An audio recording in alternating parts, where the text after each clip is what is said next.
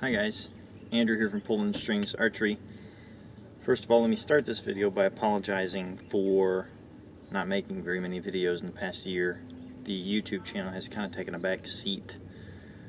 I just recently purchased some hunting land, only about 15 acres, but most of my spare time has been going into getting that purchase finalized and getting that land ready to go. And I will give you a short synopsis of my hunting season in a later video. I was able and fortunate enough to kill 2 bucks last year here in Missouri, which is limiting out, and I got a really cool story about a very unique buck that I will share with you in a later video.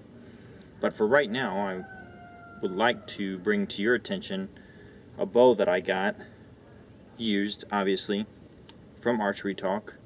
If you haven't seen my tips on getting used bows video, then you need to go check that out, because a lot of people ask me, have you ever been burnt on Archery Talk? No, I've never been burnt on Archery Talk. Very reputable people. Check the Trader's Blacklist, all that mess, and check your photos, check your area code, all that good stuff. Just check out my tips on buying used bows and how to stay safe doing that, my other video. But for right now, I'd like to get the bow real quick and show you a review that I know may be a little late coming, but this is a 2012 Elite Answer Ninja Series bow. Ninja just refers to the fact that it's all black. The specs on this bow are as follows. It is a 30 to 70 pound weight range in 10-pound increments, so you can get 40, 50, 60, and 70 pound limbs. This is a 70-pound bow. The draw length ranges from 27 to 30 inches. It is modular based. As you can see, the module is the gray area there along the cam. That whole module changes, so you do have to press this bow to change the draw length, and the modules are draw length specific. So if you pick this bow up used, expect to spend about 80 bucks getting your draw length changed. If you don't have a press. If you have a press, you can probably pick up the modules for about 60 bucks. The brace height on this bow is 7 inches. The IBO speed rating is 327 to 330, and I think that's probably with the smooth mods. The speed mods get you a little bit extra speed. Additionally, this does come with 2 different modules, a speed mod and a smooth mod. I have what I believe to be the speed mods on this bow, and we'll talk about what I'm chrono shooting in just a little bit. But axle to axle length is 33.5 inches, so perfect for me. I'm 6'4", I'm a larger frame shooter, I shoot a longer draw length comparatively speaking, and it's hard for me with the string angle to shoot a shorter bow, and so this bow kind of is right on the sweet spot for me. It's not quite 36 inches like some other bows that I've shot, 35 inches, but at the same time it's not a 31-inch bow either. Its mass weight is 4.1 pounds, and its let off, I do believe, let me check real quick, let off is 80%. So if you know anything about Elite bows, you know I'm a huge fan. If you've seen some of my other reviews, I had an Elite GT500, an Elite Hunter. Never could really get used to the Elite Hunter. Again, it's a shorter bow, but didn't impede its ability to shoot well. And if you know anything about Elite bows, then you know that they're super comfortable to shoot. Their motto and the phrase they coined is shootability, and the Elite Answer does nothing to impinge upon that. The aesthetics of this bow, I mean, I picked it up used. I got a really good deal. But the aesthetics of this bow are nice laminate wood grip. They're just really nice. I mean, it's kind of hard to mess up a black finish.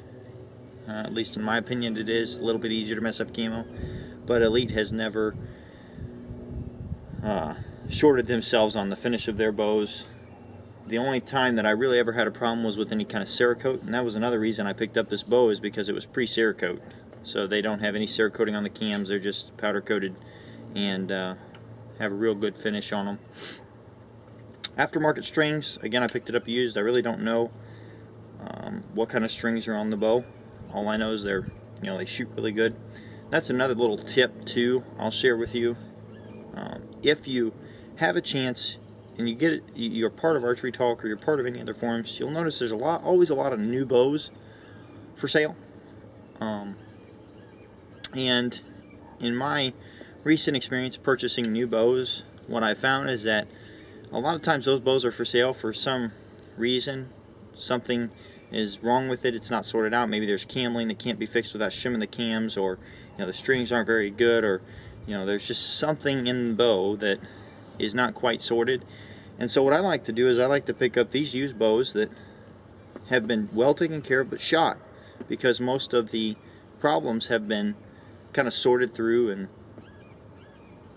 I don't really have to worry about. I mean, yeah, you might have to tune the bow, but fortunate for me, this bow was actually already tuned really well by whoever did it. I'm shooting bullet holes through paper just by setting a whisker biscuit rest on it. And that actually leads me to my setup. I'm shooting a G5 sight, just a cheap trophy ridge stabilizer and whisker biscuit. I don't have this bow set up finalized by any means, but I'd like to take a few shots for you just to kind of describe the draw cycle and let you know what I think. This is 70 pounds, 29.5-inch draw, so you're almost close to IVO. And I'm shooting a 420 grain Maxima red arrow with a whisker biscuit, and all I've got is the peep sight on the string. There's no speed knocks or anything like that. So let me draw this back and describe the draw cycle for you. Stiff up front, but relaxes out really nice. As far as holding this bow, I mean, you could hold it forever. It's an Elite. Back wall solid, like any other Elite that I've ever shot. And you really feel like you honestly have to push this bow down to get it to go. Once you get to where the bow actually takes over and the cams start to rotate back over, it does want to go on you. It's not terrible, but let me take a shot.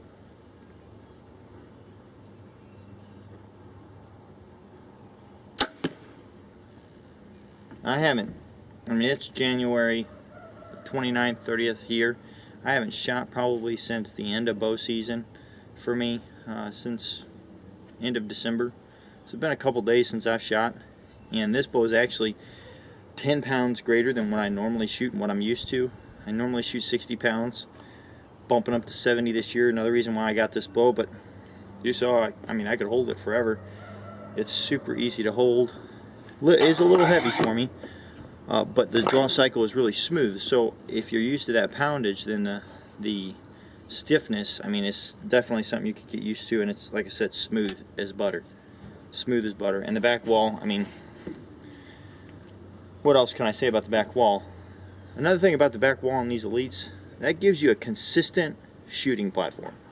I get shooting against back tension, and I understand that, and I shoot well against back tension, and I suggest you shoot against back tension here. But when you got that solid anchor point, you cannot argue with the consistency that will give you.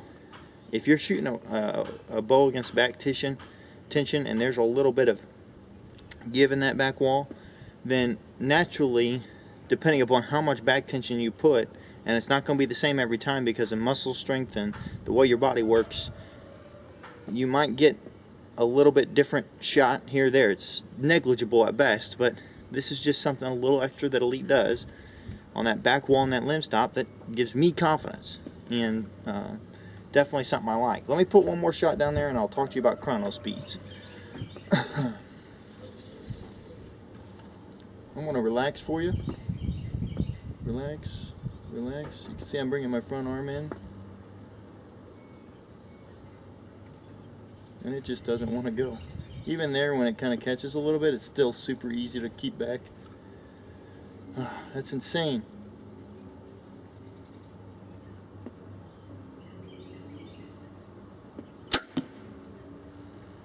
No, it's not hard to shoot this bow well.